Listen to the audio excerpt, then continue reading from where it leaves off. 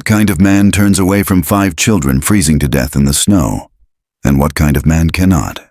The blizzard had already swallowed Bitter Creek by the time Caleb Harlan rode back toward his ranch, the wind tearing at his coat like it meant to strip him of more than warmth. Snow fell sideways, thick and relentless, erasing fence lines, softening the world into a white void where distance and direction no longer mattered. Caleb rode by memory, by instinct carved into him over years of surviving winters like this alone, and by a grief so old it had learned to travel quietly beside him. He had buried his wife and child long ago beneath a solitary oak, learned how to wake each morning without speaking their names, learned how to live without expecting mercy. He did not believe the world offered second chances. The sound came from the barn, something between a whimper and a gasp, thin as a breath caught in ice. Caleb dismounted, rifle already in hand, expecting a trapped animal or a dying coyote. Instead, when he pushed open the warped door, the lantern light revealed 5 shapes huddled together in the straw, bones wrapped in rags, eyes too large for their faces. Children.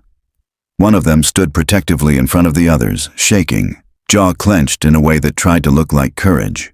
"Please," the boy said, voice raw. "Don't send us back." Caleb froze. The oldest couldn't have been more than 12, maybe 13 at most, his coat 2 sizes too small, his boots cracked and soaked through. Behind him, 2 younger boys pressed close. A girl with chapped lips and silent eyes clutched a bundle to her chest, and inside that bundle, a baby barely stirred, its breathing shallow, frighteningly faint. The barn smelled of cold and hunger and fear that had nowhere left to go. Their names came haltingly. Ethan Cole spoke for them, his voice breaking only when he mentioned the baby. Benjamin. The others were Lucas, Maggie, and Anna. They had been running for days, sleeping in ditches, stealing crusts where they could, hiding whenever hoofbeats or voices came too close. They were not lost. They were being hunted. Caleb listened without interrupting, though every instinct told him to close the barn door, to pretend he had never heard that sound. He knew the price of interference in Bitter Creek. He knew whose land bordered his, whose name carried weight heavier than truth. When Ethan finally said it, when he whispered that their guardian, Margaret Whitmore, had killed their father, Caleb felt the past rise up in him like a bruise pressed too hard. Jonathan Cole had owned water, real water, a creek that didn't dry even in August, land that fed cattle and men alike.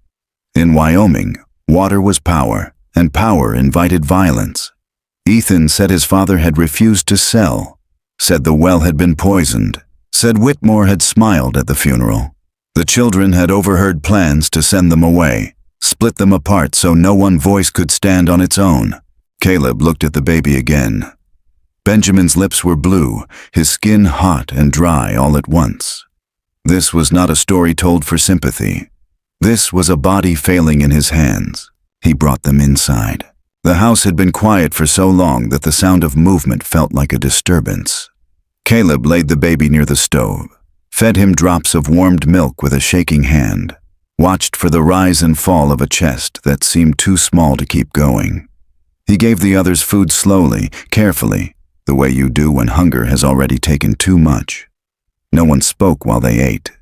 Trust came later, in fragments. That night, as the storm howled and the windows rattled, Caleb sat at the table and listened. He heard about the papers with seals and signatures, about the men who came with polite voices and hard eyes, about the orphan train waiting east, about the fear of being alone. He heard enough to understand that returning these children meant condemning them, not saving them. Sleep came in pieces. Near dawn, hoofbeats cut through the storm like a warning. By the time Caleb stepped onto the porch, Margaret Whitmore was already dismounting, her coat pristine, her expression controlled, flanked by men who did not belong to mercy. She carried papers in one gloved hand and certainty in the other. She did not raise her voice. She did not need to. She spoke of guardianship, of the law, of responsibility. She spoke as if the children were property misplaced, not lives interrupted. When Caleb refused, when he said quietly that the children would stay, something cold flashed behind her eyes. She told him he was making a mistake. She told him mistakes could be corrected. When she left, the snow seemed to fall harder, as if the land itself had taken a side. Caleb stood in the doorway long after she was gone, the weight of the choice settling into him. He had crossed a line that could not be erased. He knew what she would do next. He also knew that if he handed those children over, he would never again be able to stand beneath the oak and pretend he had learned anything from the dead. Inside, Ethan watched him with the wary hope of someone who had learned how quickly hope can be taken away. Caleb met the boy's eyes and nodded once. It was not a promise of safety. It was a promise of resistance. And in Bitter Creek, that was already an act of war. By mid-morning the storm had thinned, but the cold had sharpened, leaving the land brittle and exposed. And with the light came consequences. Caleb did not wait for them to arrive again. He moved first, packing what little could be carried, wrapping the children in blankets, and loading them into the wagon with a speed born of certainty. He knew Margaret Whitmore would return with more than words. She would return with paper, and in Bitter Creek, paper carried the weight of guns. They rode toward town while the frost still clung to the ground, the children silent, listening to every sound as if it might be the one that ended them. The boarding house stood just off the main road, its windows warm with lamplight even at this hour. Evelyn Harper opened the door and read the truth on their faces before a word was spoken. She ushered them in, set water to boil, pressed bread into small hands, and said nothing that might make the moment heavier than it already was. Caleb trusted her because she did not ask for a story she already understood. She gave the children a room upstairs and told Caleb to sit. He did not. He went instead to find Deputy Samuel Reed. The deputy listened with a jaw set tight, eyes flicking toward the window whenever Whitmore's name was spoken. He did not deny her reach. He did not pretend the papers wouldn't hold. He said only that the law was not always justice, and that justice sometimes needed time. Father Thomas O'Connell said much the same, though with different words, offering the church as refuge if it came to that, his voice steady but his hands betraying the strain. Bitter Creek had learned to survive by not choosing sides. Caleb was asking them to choose. Whitmore did not keep them waiting. She arrived before noon with 2 hired men and a carriage polished to a shine that felt obscene against the mud. She entered the boarding house without asking and laid her documents on the table as if placing a verdict. Guardianship orders. Judicial seals. Authority affirmed. Her tone was measured, almost gentle, as she spoke of what was best for the children, of proper homes, of structure and discipline. She did not look at the stairs when she spoke. She did not need to. Caleb stood opposite her and felt the room tilt. He said the children were afraid. She said fear was expected after a loss. He said their father had been murdered. She smiled, small and practiced, and suggested grief made children imaginative. When he refused again, she hardened. She warned him of arrest. She warned Evelyn of fines. She warned the town of disorder. The men behind her shifted their weight, letting the threat speak for itself. The first blow came without ceremony. One of the men went for the stairs. Caleb moved faster than thought, knocking him aside, the sound sharp and final. Chairs scraped. Voices rose. In the confusion, the children stayed hidden, just as they had learned to do. Whitmore watched it unfold with an interest that was almost clinical, then stepped back, her expression unchanged. She told Caleb he was making this worse. She told him the law would not be denied. When they left, it was not retreat. It was a promise. The attack came that night. Windows shattered. The door splintered inward under a boot. Caleb fought with the economy of a man who had learned to finish things quickly, but he knew the math would not hold. He got the children out the back, into the dark, and ran. Bells rang as they crossed the square. Someone shouted. Someone else turned away. The church doors opened at Father O'Connell's word, and then the doors were barred. Sanctuary changed the shape of the conflict, but not its heat. Whitmore arrived with the crowd, with Reed at her side under protest, with the law in her hand and anger in her eyes. She accused Caleb of kidnapping, of sedition, of disrupting the peace. She spoke to the people as if she owned them, reminding them of favors given and debts owed. The crowd wavered, fear pulling harder than conscience. Then Anna stepped forward. She was small, her hair uneven where it had been cut without care, her hands trembling as she held the rail. When she spoke, her voice was clear. She did not embellish. She did not plead. She said what she had seen. She named Whitmore. She described the man with the scar. She said her father had begged. She said the water had been poisoned. The church seemed to hold its breath. Whitmore laughed once, sharp and dismissive, and called it a child's tale. But something had shifted. Eyes met eyes. The idea that had been unthinkable took shape. Reed stepped forward and invoked delay. Father O'Connell invoked tradition. The law bent, just enough. For 3 days the church stood under siege. Food was brought quietly. Messages were carried in whispers. At dawn on the 4th, smoke rose from the hills. Caleb saw it first. By the time he reached his land, there was nothing to save. The house collapsed inward, the barn a blackened frame. The oak stood untouched, a dark silhouette against the ash. Whitmore had taken his past and burned it, leaving him only the future he had chosen.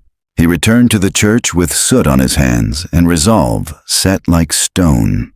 When Anna told him the scarred man's name, William Drake, Caleb felt the noose tighten around all of them. Drake was federal. Drake was untouchable, or so Whitmore believed.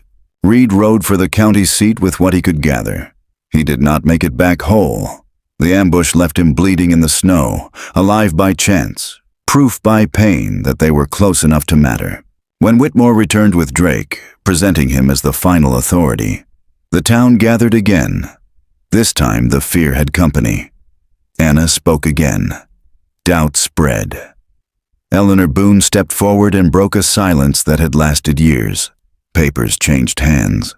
The truth, once spoken, refused to be quiet. Whitmore lunged. The crowd surged. Sheriff Alan Moore made his choice.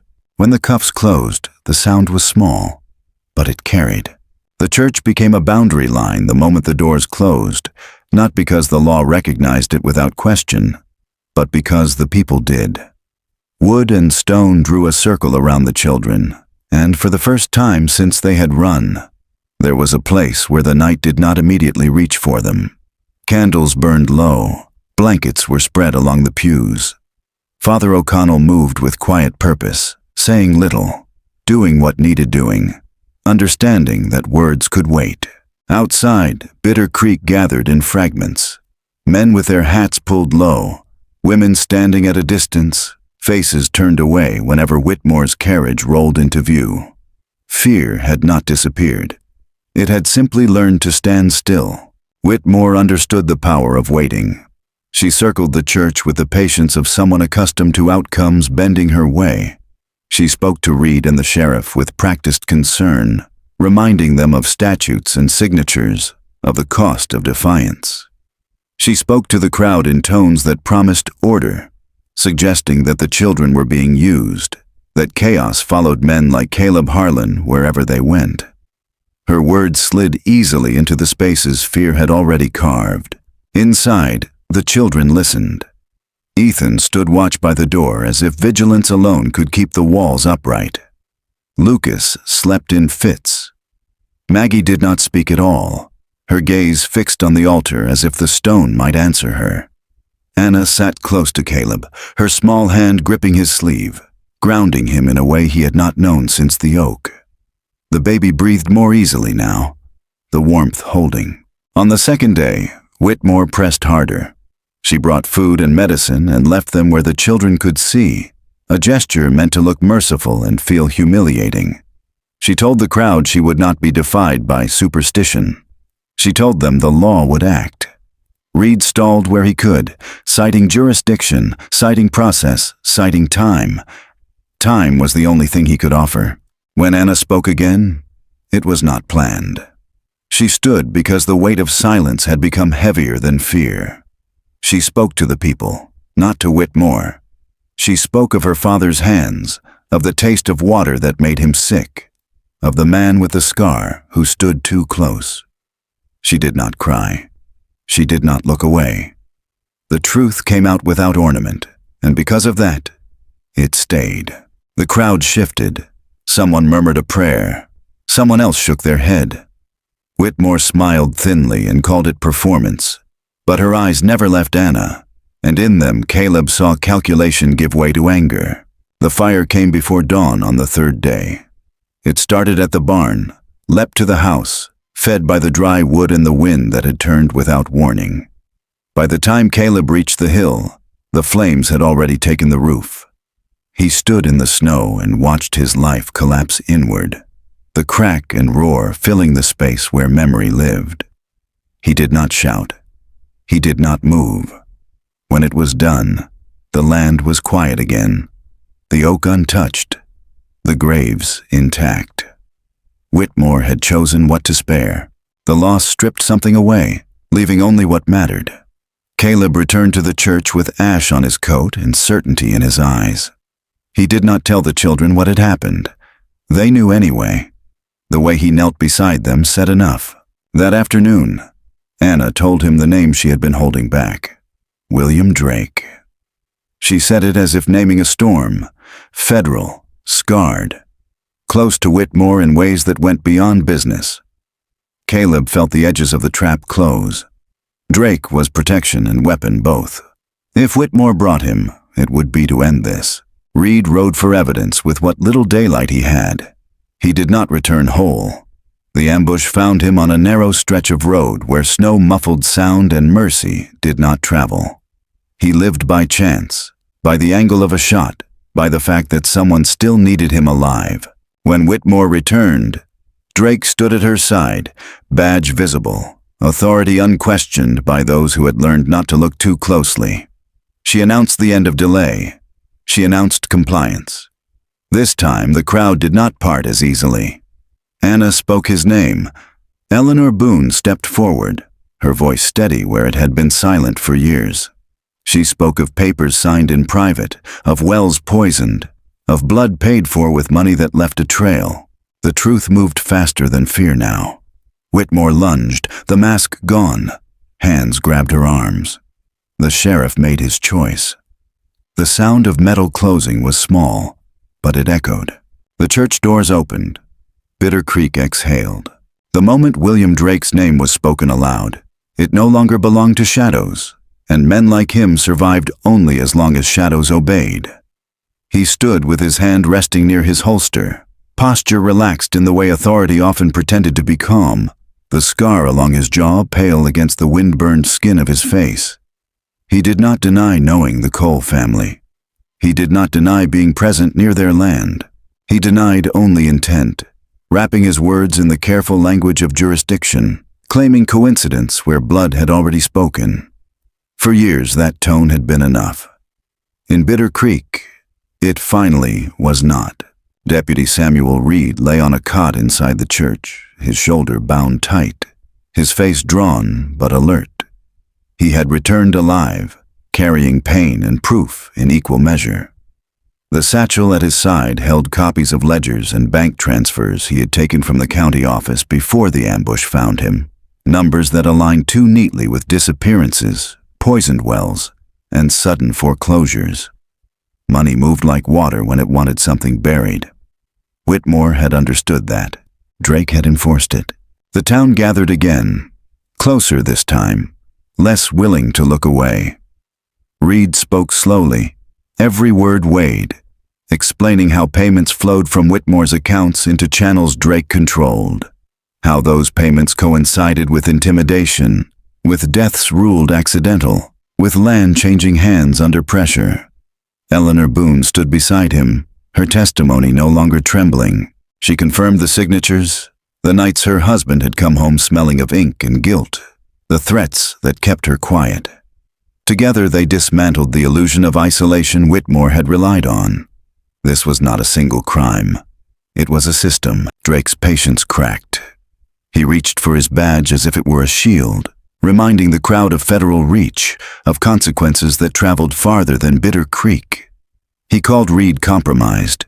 He called the witnesses liars. He called the children coached. The words fell flat. Authority, once questioned, does not recover easily. When Anna stepped forward again, it was not to accuse but to remember. She described Drake's voice the night her father died, how it had sounded bored, how he had turned away before it was done. The specificity cut deeper than anger ever could. Drake's hand tightened. The movement was small, but it was enough. The shot came from the edge of the crowd. Not his gun, but one drawn to protect him. Chaos broke the square open. Someone screamed. Someone fell. Caleb moved without thinking, pulling Anna down, shielding the children with his body as splinters flew. The sheriff fired once into the air, once into the ground, forcing space where there had been none. When the noise settled, a ranch hand lay bleeding, alive but broken, proof that violence was still the language some chose when words failed. Drake tried to run. He made it 3 steps. The crowd closed. Hands grabbed his coat, his arms, his badge. The scar that had once marked him as untouchable now made him unmistakable. He was dragged back into the open, his authority stripped by the very people it had been used against. Whitmore watched from the steps, her face pale, calculation giving way to panic as the last of her protection was torn away. Under guard, Drake broke quickly. The evidence was too precise, the witnesses too many. He offered confession in exchange for breath, naming wells he had ordered poisoned, men he had silenced, the night Jonathan Cole had refused to sell. Each detail landed like a weight, irreversible. Whitmore shouted, threatened, pleaded. No one listened. By nightfall, Bitter Creek felt different. Not safer, not healed, but awake. The church doors remained open, not as sanctuary now, but as witness. Candles burned for the wounded. The children slept at last, exhaustion finally overtaking fear. Caleb sat near the door, watching the town move past the windows, knowing there was no returning to the life that had burned. Drake was taken away before dawn, bound for trial, under guard that would not look away. Whitmore followed, her power reduced to noise, her name already beginning to lose its weight. The law, slow and imperfect, had caught up because it had been forced to. As the wagons rolled out, snow began to fall again, softer this time, covering tracks, quieting the ground. Caleb felt the ache of everything he had lost and everything he had taken on. He did not know what came next. He knew only that the truth, once dragged into the open, demanded completion. Inside, Anna slept with her hand curled around a piece of ash she had picked from Caleb's coat, a reminder that fire could destroy and still leave something standing. Outside, Bitter Creek stood between what it had been and what it might become, waiting for judgment. The trial did not arrive with drama at first. It arrived with benches dragged into place, with ink-stained fingers, with the low murmur of a town unsure whether it deserved the truth it was about to hear. Bitter Creek had never held proceedings like this. The courtroom was too small for the weight it carried, yet people stood shoulder to shoulder, filling aisles, pressing against walls, because this time justice was not abstract. It had names, it had faces. It had children sitting quietly in the front row, hands folded, eyes forward. Margaret Whitmore entered without chains, dressed in black, her spine straight, her expression composed as if the world still bent in her direction. William Drake was brought in under guard, the scar along his jaw no longer a mark of power but of recognition. Judge Robert Sterling presided, his voice calm, unyielding, shaped by years of command where hesitation cost lives. From the first gavel strike, the tone was clear. This court would listen. The prosecution laid the foundation patiently. Ledgers were introduced, dates aligned, wells poisoned in dry seasons, men threatened, then removed. Payments routed through intermediaries who suddenly remembered details they had once forgotten. Deputy Samuel Reed testified slowly, his injury still visible, his words measured, each sentence supported by paper or witness. Eleanor Boone followed, her testimony steady, describing a marriage built on silence and fear, on signatures written to protect power rather than law. The courtroom shifted with every confirmation, the truth stacking higher than denial could reach. Whitmore's defense attacked the children first. It was expected. They called grief unreliable, memory fragile, influence corrupting. Judge Sterling allowed the questions but not the cruelty. When Anna Cole took the stand, the room held its breath. She spoke as she always had, clearly without embellishment. She described the night her father died, the water, the voices, the scar. She did not ask to be believed. She simply told what she knew. When cross-examined, she did not falter. The truth did not need performance. Drake broke on the third day. Faced with documents he could not dismiss and witnesses he could not intimidate, he accepted a plea, his confession spilling out in detail that left no room for doubt. He named Whitmore as architect and beneficiary. He admitted to enforcement. He admitted to murder. The sound that followed was not outrage but release, a collective exhale from a town that had held its breath for too long.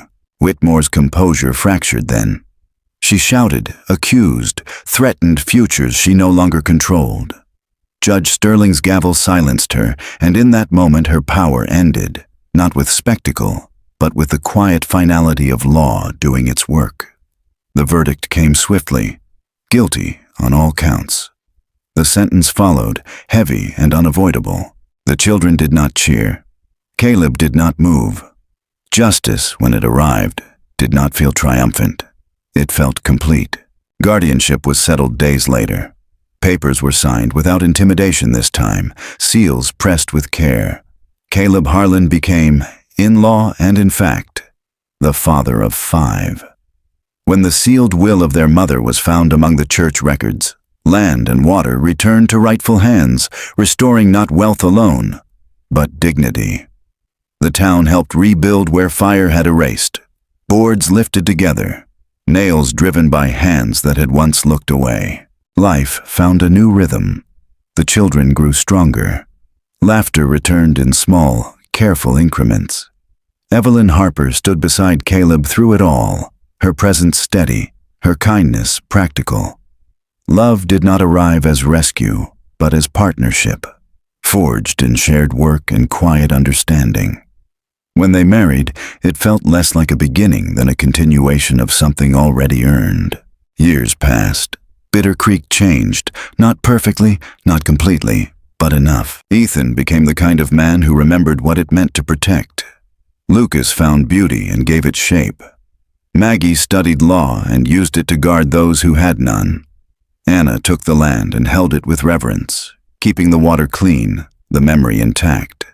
Benjamin grew into a healer, his hands steady, his purpose clear. Caleb watched them become themselves and knew that the choice made in a blizzard had reached farther than he ever could have imagined. When Caleb and Evelyn were laid to rest beneath the oak, the tree stood as it always had, rooted, patient. The town gathered, not in fear this time, but in gratitude. The story ended where it began, not with power, but with love that refused to turn away. Time softened the sharpest edges, though it never erased them. Bitter Creek learned slowly that justice was not a gift handed down, but a thing built together, fragile if neglected, enduring if protected. The children grew into lives their parents could have imagined and ones they could not, each path shaped by loss but not defined by it. Caleb Harlan's name faded from headlines and records, but not from memory, because what he left behind was not land or law, but proof that one choice, made in the cold, could warm generations. The creek still ran through the valley, bending around stone, slipping through narrow places, never stopping, never asking permission. And in that quiet persistence, the town understood at last that truth moved the same way. Patient, unstoppable, finding its way home. End of article. Good night.